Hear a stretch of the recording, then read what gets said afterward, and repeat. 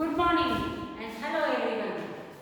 Last time हमने chapter number 2 का poem जो थी हिंद माता ने संबोधन, ये हमने शुरू किए। याद है ना सबको? मैंने होमवर्क भी आपको दिया था कि आपको 6 लाइन्स पढ़नी है और उसको अच्छी हैंडराइटिंग में लिखनी भी है। तो सबसे पहले हमने क्या किया था? हिंद माता ने संबोधन के जो पोएट हैं उनके बारे में हमने किया था। क्या नाम है उनका? मणिशंकर रत्न जी भट्ट। और उनका मैंने आपको एक वर्ड बताया था जो उर्दू में भी यूज होता है, तखल्लुस, यानी बिरुद या उपनाम। ये उनका उपनाम है, यानी निक नेम जिसको हम बोलते हैं। इस तरह से एज ए पोएट उनका नाम है कांत। उनका जन्म अमरेली डिस्ट्रिक्ट में हुआ था। ये हमने उनके बारे में किया था। और ये पोयम जो है वो किस लिए है? एज ए प्रेयर है। और वो किससे संबोधित है, यानी किसको कही गई है? हिंद माता। हिंद माता यानी हमारी मातृभूमि के बारे में कि हे मातृभूमि, तुम देव की भूमि हो, यानी पवित्र भूमि हो। ऐसी भूमि पर हम सिर्फ एक ही प्रार्थना करते हैं कि हम अलग अलग धर्म, अलग अलग जाति के लोग हैं और फिर भी हम एक साथ रहें। बस यही हमारी प्रार्थना है। और ये पोएम मैंने आपको गाना भी सिखाया था। याद है ना सबको कि किस तरह से गाना है? तो फिर भी अगर किसी का मिस हो गया हो तो मैं आपको एक बार और फिर से, टोटल हमने 6 लाइन की थी। पार्ट 1 में हमने 6 लाइन जो है वो गाई भी थी और उसको मैंने एक्सप्लेन भी किया था, है ना? उसका भावार्थ बताया था।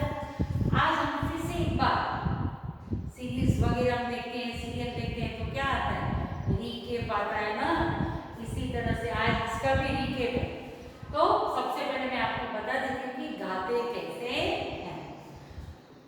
ओ हिंद देव भूमि संतान सो तुम्हारा, करिए मरीने वंदन स्वीकार जो हमारा। हिंदू बने मुसलमान विश्वासी पारसी जिन, देवी समान रीते संतान सो तुम्हारा। तो इस तरह से हमको पूरे स्टांजा, अलग अलग स्टांजा को यही टोन में गाना है। प्रैक्टिस करेंगे तो सब कुछ याद हो जाएगा, है ना?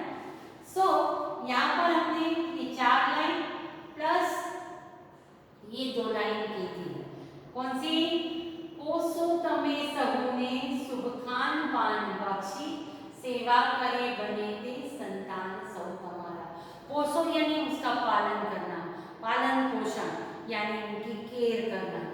आप सहुने, सहुने એટલે બધાને, આ ધરતી પર રહેનારા, અમારી માતૃભૂમિ પર રહેનારા બધાને શુભ ખાન પાન બક્ષી, ખાવાનું પીવાનું એ બધું તમે બક્ષ્યું છે, એટલે કે અમને as a gift, as a ભેટ તમે અમને આપ્યું છે कि पेड़ पौधे ना होते, फिर पानी की अगर कुएं नहीं होते, तालाब नहीं होते, नदियां नहीं होते तो भला हम कैसे, कहाँ से पानी लाएंगे, है ना?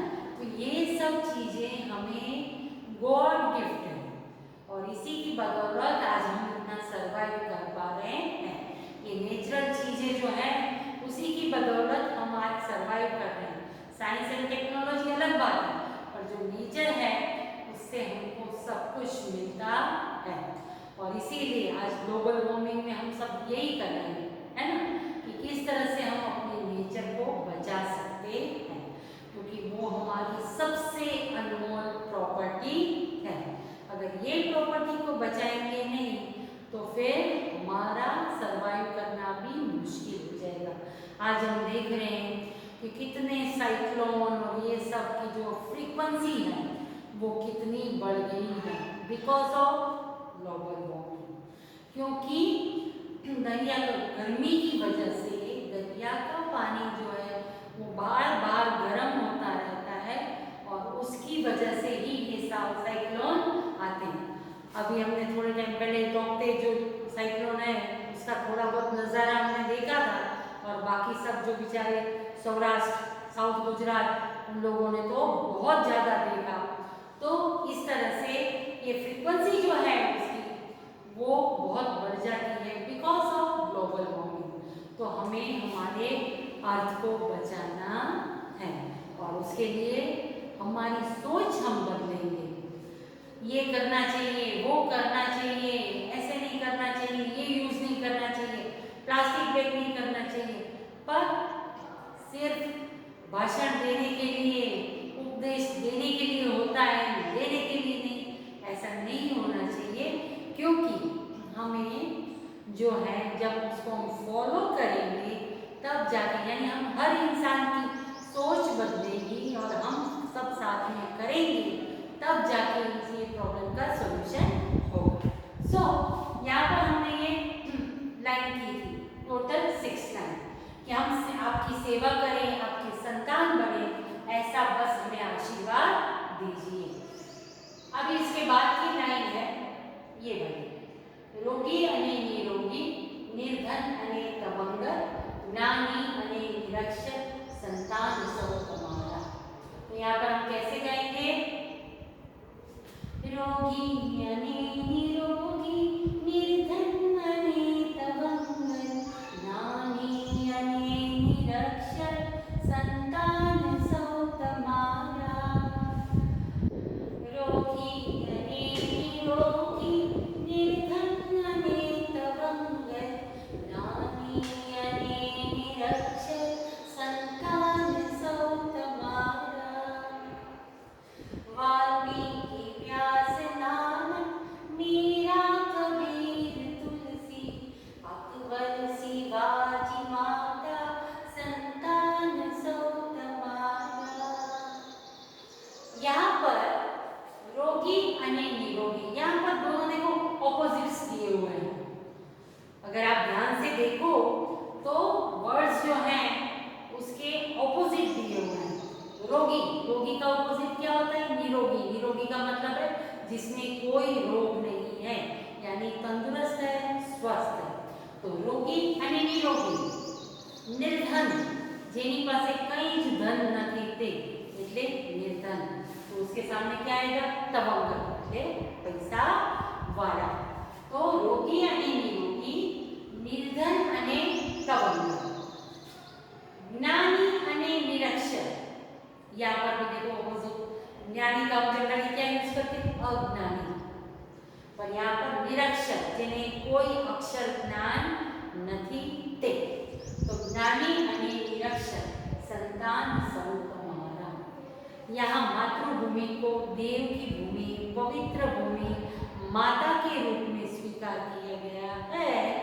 और इसीलिए क्या कहा है कि जब एक माता है, एक माँ है, उसका लव कैसा होता है? अनकंडीशनल। और ये अनकंडीशनल लव जो है उसमें माँ देखती नहीं है कि ये गोरा है, ये काला है, ये बुद्धि वाला है, ये थोड़े कम बुद्धि वाला है। उसका प्यार हमेशा इक्वली होता है। इसीलिए कहा है कि रोगी यानी निरोगी, यानी जो तंदुरुस्त है वो और जो बीमार है वो, जो निर्धन है यानी कि जो गरीब है, पैसा नहीं है जिसके पास, અને જે ને તવંગર, તવંગર એટલે પૈસા વાળા, એ બધા જ। તો અહીંયા જ્ઞાની અને નિરક્ષર, કોઈ જ્ઞાની है तो कोई निरक्षर એટલે कि अज्ञानी, इलिटरेट है। पर माँ के पास बराबर है। माँ देखती नहीं है कि किसको मदद करूँ, ये तो ज्ञानी है तो उसको पहले करो, अज्ञानी को नहीं, गरीब को नहीं, तवंगर को करो, ऐसा नहीं। संतान सौ तुम्हारा, हमें बधा तमारा संतान छीए। अब इसके बाद की लाइन यहाँ पर देखिए, वाल्मीकि व्यास नाम, मीरा कबीर तुलसी, अकबर शिवाजी माता, संतान सौ तुम्हारा। अब यहाँ पर हिस्ट्री का देखो, वाल्मीकि, आपको शायद पता होगा रामायण सबसे पहले उन्होंने लिखी, जो एक वालिया लुटेरा था।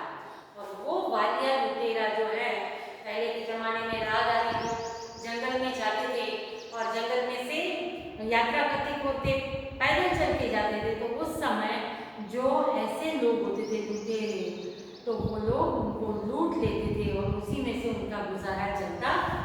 तो ऐसा ही वालिया लुटेरा था, और वो वालिया लुटेरा एक दिन जो है लूटने के लिए बैठा, तब वहाँ पर नारद मुनि आए। तो नारद मुनि वहाँ पर आए और उनको जब वो पकड़ने गया तब उन्होंने कहा कि बेटा तू ये लूट तो मचाता है, लेकिन जो है ये तू पाप करता है, तो ये पाप करने में तेरा परिवार भी तेरा हिस्सेदार है। तब उसने बोला हाँ ऑफ कोर्स है, क्योंकि मैं जो काम करता हूँ उसी में से हमारे घर का गुजारा चलता है, तो वो भी तो है। बोले नहीं जा पूछ के आए। और जब वो अपने परिवार से पूछने जाता है वालिया लुटेरा कि मैं जो रोज पाप करता हूँ, सबको लूटता हूँ, मारता पीटता हूँ, तो आप भी मेरे इतने ही मेरे पाप के सहभागी हो ना। तो उसकी पत्नी उनके बच्चे ने कहा कि आपका धर्म है हमारे परिवार का पालन पोषण करना, आप कहाँ से लाते हो, कैसे लाते हो, उसके बारे में हम जानते नहीं। इतना शौक लगा उसको, उसका हृदय परिवर्तन हो गया। उसने कहा मैं सब इतना कर रहा था ये परिवार के लिए, इसके लिए कि जो मुझे कहता है कि आपकी ड्यूटी है, आपको करना है। बस उसका मन उठ गया, हृदय परिवर्तन हो गया, और वो सीधा जंगल में नारद मुनि के पास वापस गया और कहा इसमें से बाहर निकलने का मुझे रास्ता बताइए। तब नारद मुनि ने कहा कि राम राम बोलते जा और आँख बंद करके बैठा है। और ऐसे ही वो बैठे और इतने लीन हो गए कि सालों के सालों चले गए, उनको पता नहीं चला। वो पेड़ जो बढ़ता गया तो उसकी जो लकड़ी की परतें हैं, उसकी जो ट्रंक थी, वो उनके ऊपर आ गए, किसी को पता ही नहीं चला। और फिर एक दिन जब बहुत साल के बाद नारद मुनि वहाँ से गए, तो उनको अंदर से जैसे एको साउंड आ रहा हो राम राम राम, तब उनको यह ख्याल आया कि अरे मैंने तो वो वालिया लुटेरा को बैठने के लिए बोला था। और फिर वो उसका परत उठा के वो कहते हैं कि अब तुम वालिया लुटेरा नहीं पर ऋषि वाल्मीकि हो। तो इस तरह से ये वाल्मीकि ऋषि थे। फिर व्यास, हिंदू धर्म का जो था सबसे पहला पन्ना लिखने वाले वो थे वेद व्यास, जो वेदों की रचनाएं उन्होंने की, इसीलिए उनको वेद व्यास के नाम से जाना जाता है कि हिंदू धर्म की जो धरोहर है, फाउंडर है, वो है वेद व्यास, इसलिए उनको खाली व्यास के रूप में कहा है। नानक, गुरु नानक सिंह जी, पंजाबी लोग जो है वो सब जानते ही हैं कि नानक कौन है। तो वाल्मीकि, व्यास, नानक, मीरा, कबीर, तुलसी। मीराबाई आप हिस्ट्री में भी पढ़ चुके हैं, कृष्ण की लीला में भी आपको पता है। तो मीरा, कबीर, संत कबीर के नाम से जानते जाते थे, जो एक वीवर थे, कपड़ा बुनने वाले, बनकर, और वो इतने बड़े संत हो गए। और बाद में वाल्मीकि ऋषि के बाद कौन आए? तुलसीदास। उन्होंने भी, तुलसीदास कृत रामायण भी है, उन्होंने भी बनाई थी। तो अकबर, बादशाह अकबर, अकबर बिरबल की स्टोरी भी आपने बहुत सुनी है ना। सो अकबर बादशाह, देन शिवाजी। आप राजस्थान में जाएंगे तो आपको शिवाजी के बारे में सब पता चलेगा, है। तो ये शिवाजी और उनकी माता का नाम क्या था? जीजाबाई। जीजाबाई ने उनको इतना स्ट्रॉन्ग बनाया था कि वो कभी किसी से डरते नहीं थे, इसीलिए उनकी माता का तो खास तौर पर इतिहास में नाम लिया जाता है कि उन्होंने पालने में जब झूलते थे तभी ऐसी लोरियां गाई हैं जिससे उनका जोश बढ़ा है। तो संतान सौ तमारा, सौनी समान माता, सौने समान तेथी। सौनी समान माता, सौने समान तेथी, ना ऊंच नीच कोई, संतान सौ तमारा। सबकी मातृभूमि जो है वो सबकी माता एक है, और सब सौ समान छे, यानी सब इक्वल है। ना उच्च नीच कोई बड़ी कास्ट का है, कोई छोटी कास्ट का है, ऐसा कोई भेदभाव नहीं होना चाहिए और होता भी नहीं है। सब आपके संतान, सब आप ही के बच्चे हैं। और इसीलिए हम प्रार्थना यही करते हैं, हे ईश्वर, हे मेरी मातृभूमि, चाहो बधा परस्पर, चाहो बधा परस्पर। परस्पर यानी एक दूसरे के साथ, साहो यानी रहो,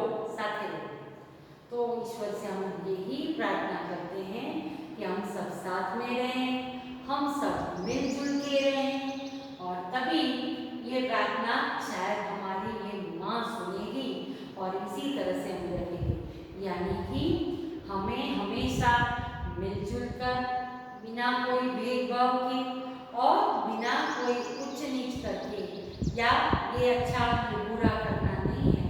We all are equal and we live together। यही जो अगर हमारा नारा रहेगा तो हमारा देश, हमारी मातृभूमि को कोई कुछ कर सकता नहीं है। तो इस तरह से ये जो पोयम है, ये पोयम के अंदर हमने ये जो सीखा कि ये प्रार्थना हम सब संतान करते हैं और हम यही मातृभूमि, हमारी पवित्र भूमि से कहते हैं कि हम हमेशा आप एक ही माता के एकदम समान संतान रहें। तो यहाँ पर ये पोयम पूरी होती है। हमको जो है, मैं हर बार आपको जो है मीनिंग शॉर्ट में करके बताती हूँ, यहाँ पर भी मैं आपको बताऊंगी, लेकिन नेक्स्ट जो क्लास होगा उसमें। इससे पहले आपको क्या करना है, ये पूरी पोयम जो है, ये पूरी पोयम को याद भी करना है, गाना भी है, और साथ में आप अपनी नोटबुक के अंदर 100 पेज की नोटबुक बनाइए फॉर 1 सेमेस्टर। उसमें आप ये पूरी पोयम को लिख लेंगे। यही आपका होमवर्क है। और ये जो है पोयम बाय हार्ट करनी है, इसलिए आपको नोटबुक में लिखनी है। नेक्स्ट टाइम में जब नया हमारा वीडियो होगा, उसके अंदर मैं आपको मीनिंग्स और क्वेश्चन आंसर्स क्या क्या है उसके बारे में बताऊंगी, और साथ ही साथ उसके साथ में PDF